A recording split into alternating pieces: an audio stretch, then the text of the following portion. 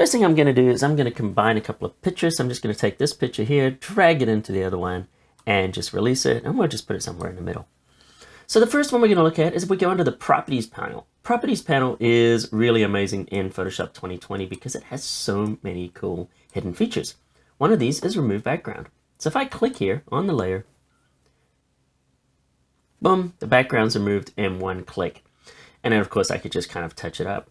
Now if you didn't want to remove the background, let me just undo that. We could just simply choose Select Subject, and this would just load a selection instead. All right, let's just go over the toolbar, grab our Object Selection tool, and I'm going to change this to Lasso. Hold down the Shift key, and let's make sure we get her ponytail as well. I'd like to include that in the picture. And also this one, the other modifier key, is the Alt or the Option key. If we click that, we can take away this hole. Great.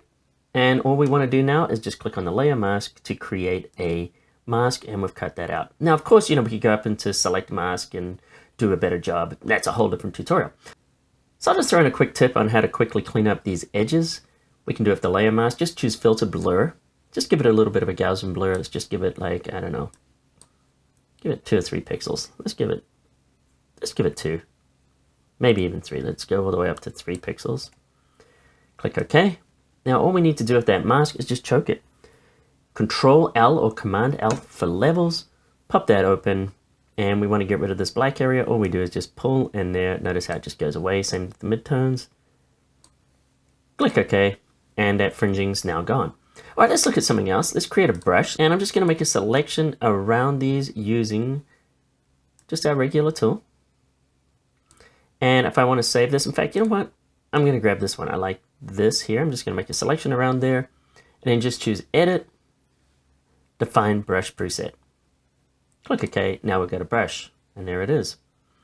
Okay, so let's go back to our picture, and let's create a new layer. Set this brush to white, and I'm going to make it a little bit smaller. I'm just going to hit the left bracket key, make it smaller, and all I need to do now is just click once, and now I've got this splash right in there. So let me just hold down the Shift key. We're going to select that. We're going to move these over to the side there, closer to that window. And what if we want to put a splash on the window? Well, let's create a new layer and grab that brush again. And another cool trick is we can actually just use the arrow keys to rotate our brushes now. And if we hold down the Shift key, we can move them quicker. And I could actually go and add a second splash right up there against that window if I wanted. All right, so let's just make this a little bit bigger now and put the splash behind her like that. Let's rotate it all the way around.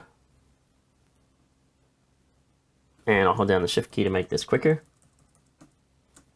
Let's put a splash on the other side. All right, so let's drag these splashes underneath our subject. Well, actually just do the bottom one. Let's drag it underneath our subject. And if you want to make it thicker, just hit Control J, and that'll just double it up a little bit. And let me just merge those together. Okay, so here's another thing that you can do with these is if I hold down the tilde key, the brush, instead of painting, will take away. So I can actually go in here and watch this area here. As I go in there, see what it's doing is it's actually subtracting, giving us a little bit more of a random kind of a splashing effect right there with the brush. And if I was just to darken down the background so you can see what's going on. See what we're able to do very quickly there. So we've got all these other documents open. So generally speaking, whenever you work in a composite, you open these and then you start working. And then when you're done, you can go through it and you can close them. So another option we have is if we right click on here, we can choose to close others. And in closing others, it closes out all the windows except for the one we're working on. All right, let's look at another one. If I select all of these layers here, and why don't I just put them together? I'm just going to put these into a smart object. So just right click, convert to smart object. And then I can just kind of move these around. What if I want to make this bigger? So if I hit Control T or Command T, I can make this bigger. Now here's the thing. Notice how this transforms uniformly. This was changed in 2019 and it's a big deal for some people. If I hold down Shift key, now I can non-uniform scale it. But people don't like that. Some people want to just kind of change it. So what we can do is see this chain link up here.